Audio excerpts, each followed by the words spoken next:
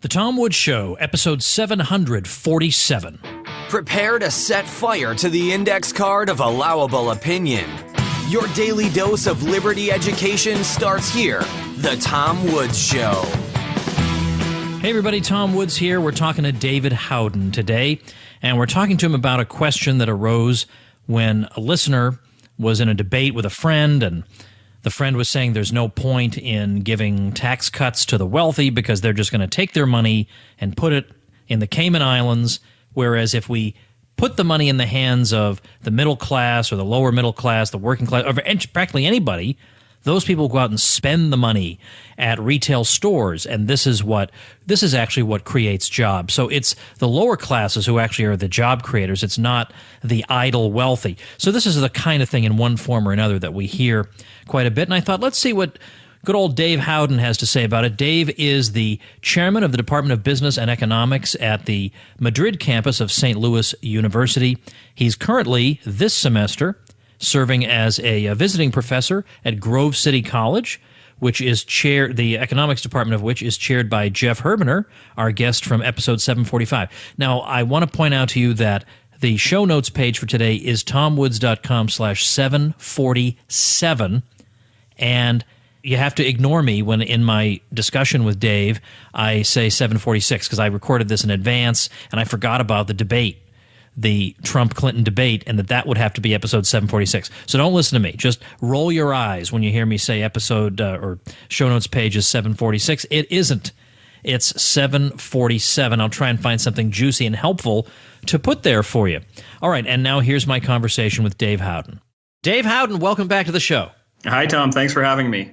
In yesterday's episode, I talked to Jeff Herbener. You're spending some time at Grove City College this semester, and I talked you up on the air as one of that when I first met you, we had dinner at this Cuban place that no longer exists in Auburn. Mm-hmm. And I remember just that dinner, I was thinking, this is one of the up-and-coming guys. And I said, you've done nothing to change that impression in my mind. Now, maybe this appearance on the show, it'll go down the toilet. But up to now. Give me a chance. Yeah, up to now. So now you got a lot to live up to. Anyway, I wanted to have you on because somebody sent me the following statement. And it's the sort of statement people hear all the time. And I think it would be nice for us to address this because it's repeated so often. And it was in a discussion about the minimum wage.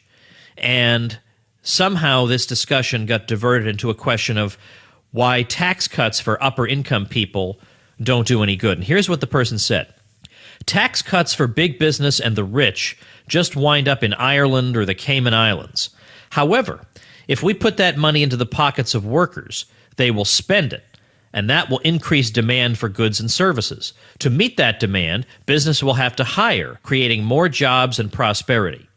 This is why the middle class and not the rich are the true job creators in the economy. Now, I think there's a lot of confusion in that statement, but I think it's also difficult for a lot of people to put their finger on exactly what's wrong with it. There are a few different ways we can attack it, or a few different points that are implicitly made in there. So we could start with the taxes issue itself, but I'd rather start with the more fundamental question of why isn't it the case that really the people who are driving the economy are indeed the consumers, are the workers who have a higher propensity to consume, let's say. Why isn't that a good thing? Because after all, if I'm a merchant, I want people coming into my store and spending money. I don't need it. It doesn't help me if some rich person earns his money and then sends it to the Cayman Islands. The worker who comes in and buys a new shirt benefits me. Yeah. Do you know, Tom, the second part of that paragraph that you just read there, it gets back to the age-old question of what actually drives prosperity. And you can either focus on entrepreneurs and smart businessmen going out there and correctly estimating what it is that consumers want to buy and giving them the best product possible, really satisfying their needs. Or you can take the view that consumers just coming in a store and drumming up business for business and revenues, that's going to create prosperity. And when I think about it, I think it's a little bit, well, it's more than a little bit disingenuous towards entrepreneurs because it treats them as just passive observers in this whole process. If, for example, the idea that you would just have a store out there, and if we give consumers more money, of course, they're going to go into your store, as this type of logic has it, spend that money. That's going to create revenue for you. You will respond by expanding your business, hiring new people, and the process continues. The entrepreneur there, they're not really doing anything active. It was just the person who owned the store, and it's the consumers who are walking into them and buying their products. Almost like the process is blind. It doesn't, the thinking behind it makes no reference to the quality of the business or the hard work that the entrepreneur has gone into previously to attract those customers into their store. And instead, I think you need to change the emphasis a little bit and focus on the business owner, the entrepreneur, and actually ask, well, why would somebody come into their store? Consumers, you know as well as I do, we don't just go shopping blindly. If we have money, and if we got a tax cut so we stumbled into extra money, even more so, we would use it wisely. We wouldn't just go out and, go into the first store that came along. We'd do the normal appraisal process of finding the stores that best suit our needs, that have the goods, the services that we actually want to buy, and then giving those businesses our money. And the question, I guess, for me, it really comes down to who in this process do you really want to reward? If you want to consider a tax cut as being a reward, it's just letting you keep more of your money that was already yours to begin with. But all that aside, if you want to treat the tax cut as a reward, shouldn't we be rewarding the entrepreneurs that are really smart and hardworking and going out of their way to really serve customers, instead of the customers who are taking advantage? I'm using that maybe a little bit more strongly than I mean it, but they're going out there and they're taking advantage in a good way, of the entrepreneurs that have put so much hard work into it and have offered them such great services that they're willing to spend their money with them. I see where you're coming from with that, but I still feel like the person would say, that's a lot of nice talk, and yeah, of course it's important to recognize the role of the business owner. But still, how can the business owner prosper unless the ordinary Joe who's actually willing to spend his money, as opposed to either just sitting on it or exporting it out of the country, unless that working Joe comes in and spends his money, your vaunted business owner ain't nothing. Oh, that's definitely true, but that's a different question. The question is, should we be giving consumers more money, and then what are they going to be doing with it? And the person who gave you that statement you had at the beginning, it's almost as if they think the consumer is just blindly going to go into stores and spend their money on anything, instead of saying, no, what is it in particular that would drive a consumer into this store or that store to give that business owner their money? And of course, if you view the problem through that way, you'd have to recognize that the business owner himself has to go through a lot of work to try to serve the customer the best, to make sure that stream of money spending goes into his store and not someone else's. But isn't it the stream of money spending that creates the jobs? That's the argument being made here, that the job creators are really the ordinary guy who comes in and buys the shirt. Oh. And so the question is, do sales revenues, is that where wages come from? Is that where all this stuff comes from? Or is that coming from entrepreneurial saving? Where does it come from? If you wanted to look at it on that level, you could, take a very micro example, so to speak, of a person who spends money on food and clothing and vacation and entertainment and things like that, basic consumption expenditures, and doesn't save much money, versus somebody who is thrifty, who isn't buying a new car every year, who doesn't take that many vacations, who saves a lot of money. And then just compare those two people. Who is the more economically prosperous? And in the short period of time, you might say, well, the person who's consuming a lot, spending a lot of money right now and saving little, appears to be more successful. But it's only an appearance. Over time, we will see that the person who saves more, invests more, is able to become more prosperous, is able to see his income grow over time. His investments will will give him a return. And so if we extrapolate from this, we can see that it's not the actual spending on consumption goods that is driving the economy and creating prosperity. It's actually people saving money. And the channel of that is hard to see because, again, for most consumers, they don't actually see what happens with their savings. They put it into stocks or bonds, but they don't actually personally see where the fruits of their savings actually go to. But of course, that's where the entrepreneurs come in, the people who borrow this savings and expand their businesses and create new products that didn't exist before and do research into what it is that consumers want. That's really what's driving the economy and creating prosperity. But it's necessary that people save money in order to fund these types of activities. And so this person, and this isn't completely unusual, many people make this confusion. This person thinks that it's the actual spending on consumption goods that's creating prosperity, and he's ignoring completely the fact that, no, the savings that you're not spending today, somebody is spending them, except they're being spent on business development and expansion behind the scenes, and that's really what's growing the economy and creating prosperity. All right, great. So why is that the source of prosperity? What's so special about that? Well, let's say that you were just a car company and you had a new production process to form the steel on your cars, the bodies. The only problem is you don't have funding in order to pursue the research and development necessary for this. And even once that's complete, you don't necessarily have the funding within your own company to open up a new factory in order to produce the bodies with this new type of technology. And so you need to borrow money from somebody else. You need savings that somebody else has accumulated and that they're willing to lend to you so that you can do this research and build this new factory. And in borrowing that money from somebody else, you're going to, sure, remunerate that person by giving them a dividend or an interest payment. That's what consumers see from their savings. That's the only part they see, really, is the return on their investment. But behind the scenes, what they don't normally see is the business person who has borrowed that money built a new factory, and that factory employs people. And those people then have income to spend on goods and services. And this is the process of prosperity. New people being employed in new types of production processes that didn't exist before, or maybe processes that existed before, but now they're improved upon. This is what's really driving prosperity. It's not that, I used to buy 3 new shirts a year, except now I'm going to buy 4 new shirts a year. And so, sure, there's a store that's going to be making money in excess of what they made last year because I'll go in and buy an extra shirt.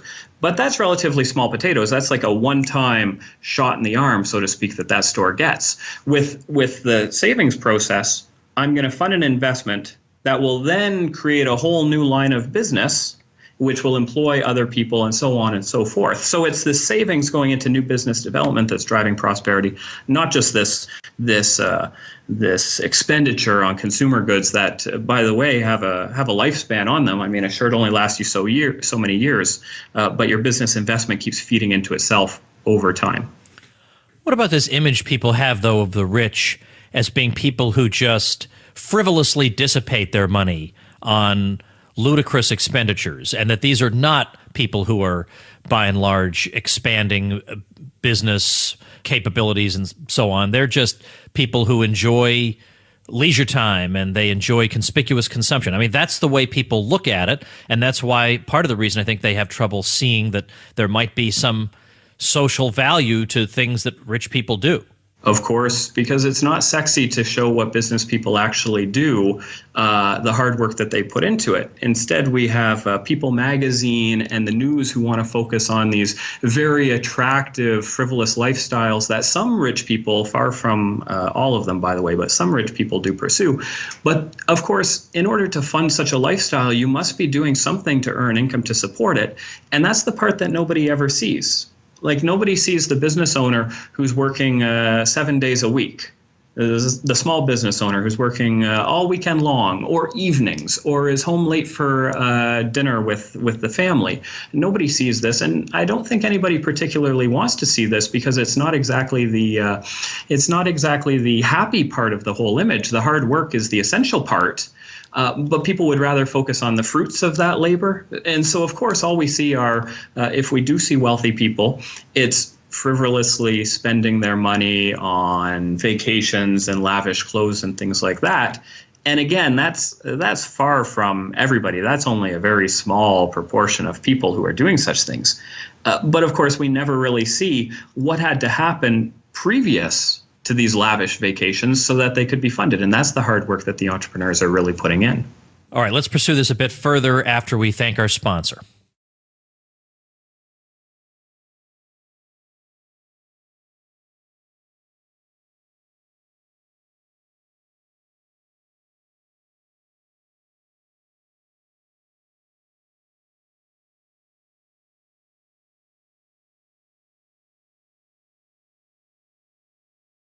All right, let's go back to that original quotation, because in there's also an attempt to deal with what we might call leakage from the economy, because people would say, how does it possibly benefit the U.S.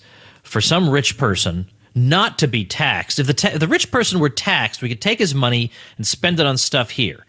But instead, I mean, even Dave Howden would concede there are some businessmen who take their money and they park it offshore somewhere.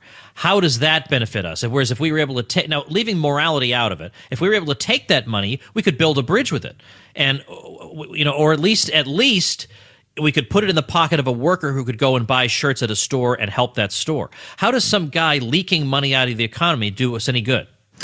Well, do you know, on the one hand, this whole claim that we'll give tax cuts to wealthy people and these wealthy people are just going to take this extra money that they have and go to Ireland or Cayman Islands or some other, incidentally, low tax regime, it seems a little bit strange that we're worried that cutting taxes will cause money to leave our country. And at the same time, the countries who we think will be the recipients of this money just happen to be low tax countries as well. That's a good point. Just for example, the corporate tax rate in the States, the OECD did a little study on it. They always do a study on this every year. And it's among the highest countries in the developed world. It's about 35% on average right now in the US, which is quite high compared to, say, Ireland, which is in the low teens. And so, of course, it would make sense that if you did have extra money to invest, maybe you would want to go pursue business development over in Ireland, since the tax rate is almost a third what it is in the States. But at the same time, you'd have to say, well, it must be that having low tax in Ireland is such a great thing because it's attracting all these businesses to go over there and invest. And you can't really have it both ways. So that's the first big problem I have with this statement, that, you can't say low taxes are bad for our country because they'll drive money out of it. People will take this extra savings out, but at the same time, they're going to put it into countries that have low taxes. The second thing, and I think this is much more important because it's the part of the statement that I don't think most people think about, and this person I don't think has thought about, is to answer the question, why would money leave your country in the first place? Like, if we give tax cuts to an American, why would that American decide to take that money out of the States and put it into a foreign country? Like, what's driving people to take their savings out of this country and put it somewhere else? And of course, if you really think about it, then you'd have to say, well, if you really want to do soul searching, what's wrong with the United States? What's wrong with this country? Why is it that we would do something nice, like give somebody a tax cut, and they would repay us by getting their money out of the country? And that doesn't make too much sense unless they were worried about business conditions in this country, or unless it's difficult to do business in this country. Regulations are all over the place and not getting any lower or less complex. Taxes, again, I've already said, they're relatively high on businesses in the U.S. and lower overseas. So we really need to do some soul searching and say, what is it that would cause somebody to get their money out of this country? And what could we do in order to keep that money in this country? And if you answer that question by saying, well, we could keep the money in the country by just raising taxes, because then you would be forced to leave it in the country, it would go to the government, and that stays here. That's a pretty terrible way to answer the question, I think, instead of going to the root problem of why is it that people voluntarily would want to get their money out of the country. Right. Yeah, that's what I wanted to ask about. I mean, and that is not really explored in this quotation, and I think that's partly because there's an assumption that wealthy people don't really have any rights. They're lucky we let them keep what we let them keep, but there's never any sense that they might have any legitimate interests of their own. They're just terrible people who are hiding our money from us, is the way they look at it. They don't pause and ask themselves, why would somebody want to do this in the first place? Do you know, I am always glad that I am not a wealthy person. Monetarily wealthy. I'm wealthy in many other ways. Indeed. You're wealthy in friends and family, Dave. Exactly. Yes. But monetarily, I'm not a very wealthy man, and I'm fairly happy about this situation, because I think what a headache I would have if I had millions of dollars that I had to invest somewhere, and I would really be staying up at night hemming and hawing, oh, where should I put this money? Where's the best deal? What are some potential threats that my investments might have? And so wealthy people are stuck with this problem. Where are we going to put our wealth? Where are we going to put our savings so that we can get the best return? Or even right now, so that we can protect it, so that it doesn't get confiscated through taxation. And so these business owners and the rich in general, they've really got this difficult decision that nobody really pays attention to, which is what would drive them to invest outside of their own country versus taking the easy road, and it is the easy road, leaving your money in your own country and just funding domestic investments. And if you look, if you want to dive into it, it's a lot of work to make an investment in some other country compared to just calling up your stockbroker and say, hey, buy me 1,000 shares of Ford, or buy me 100 shares of General Electric or something like that. It's a lot of work to take your money out of the country. So what's driving, or what potentially could be driving people to do this? And again, for business owners, you'd have to say, well, maybe it's easier to do business in other countries. Maybe they have a more competitive tax system. Maybe they have fewer business regulations, or a tax code which is easier to follow, et cetera, et cetera. And that's why they would be getting their money out of the country. I want to ask you a question that is tangentially related to this, but it's something that came up in my mind when I was reading this. There's a movement in the U.S. that's existed for a long time, and I'm sure it's all over the world, either to buy American or to buy local. And there are many reasons somebody might want to buy local. I can think of a lot of perfectly adequate reasons. And they might not be strictly economic reasons or efficiency, but the point is, a lot of times people will say, look, we should buy local first because we want to support our local people. We want to support our neighborhood. But always at least implicit and sometimes explicit in this is that we don't want the money leaking out of the neighborhood. We don't want the money leaking out of this community or this county or this state or this country. Because if the money goes somewhere else, then we lose it. Whereas if we can keep it circulating in the community, we can keep the wealth going. Is there something wrong with that way of thinking, that if we can keep the money in our community, this is better than if we buy salsa from New York and the money goes out to New York and we never see it again? Indeed. Why don't we just take it to the logical conclusion? If money leaving your own community is a bad thing, what about money leaving your family? Why don't we just make every family an isolated island where we will do everything ourselves, and thus all of the money that we have will never have to leave our own homes? And of course, for most of your listeners, and I'll give a personal example. In my family, there's three: my wife and our 1-year-old son and myself. I'm going to claim giving economics lessons. That's what I'm going to do in our family. I don't know what the other two are going to do. Hopefully grow food and make food and things like that. But of course, we would have a very subsistence lifestyle. And the reason why is because there is no scope for the division of labor for any of us within our family to pursue the things which we are best at. One of Adam Smith's greatest contributions in The Wealth of Nations was in describing what he referred to as a virtuous cycle, that as the size of the market grows, it allows for greater and greater division of labor, greater specialization and efficiencies in production that will then allow for greater goods to be produced. And of course, the more goods that are produced, the more satisfied consumers can be. And so this whole idea that we don't really want to buy from a foreign country or a different state, we only want to spend locally to keep money in our community, it ignores this whole process that would allow for greater specialization and greater efficiencies in production. And it's false savings. You would stop money from leaving your own community, but at the same time, you would stop other people from taking advantage of the specializations and the efficiencies that you have, the things that you do really well. Other people, foreigners, would not be able to take advantage of that. So I think it's a terrible statement. And if anybody, like I say, brought it to the full conclusion, just isolate your family from the rest of the world and see how long you survive for. If I may change the subject just briefly, you are the editor of the Journal of Prices and Markets, or at least last I checked. You still are? I am. And what is your role in the conference of the same name? Or what is the name of the international conference that Mises Canada holds? Well, I'm glad you brought it up because Mises Canada is hosting its 5th annual International Conference of Prices and Markets. It's coming up soon. It's November 4th and 5th, the first Friday, Saturday of November. 2016, because sometimes people listen a lot later. Okay. That's right. So November 4th and 5th, and it's at the University of Toronto in downtown Toronto, Canada.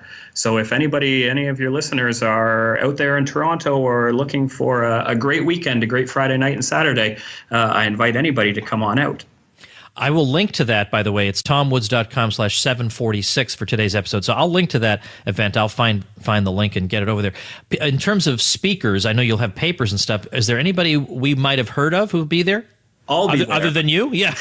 Yeah, I already anticipated that. Well, the applications are still coming in. Last year we had Joe Salerno and Mark Thornton come up. So we do have quite a few big-name speakers that your listeners would be familiar with. And the topics range from philosophy, Austrian economics, free market, government intervention. Those types of topics are what we discuss. Well, it sounds great. I'm trying to think, while I have you on the line, is there any last bit of wisdom I could get out of you? Any last question that I could ask? Because I'm pretty satisfied with your answers, but I got Dave Howden on the line. I can't blow this opportunity. I got to ask him something. Well, are you still? I just saw your most recent article in the Journal, which might be a little bit on the technical side, but are there other things that you're working on that a popular audience might appreciate?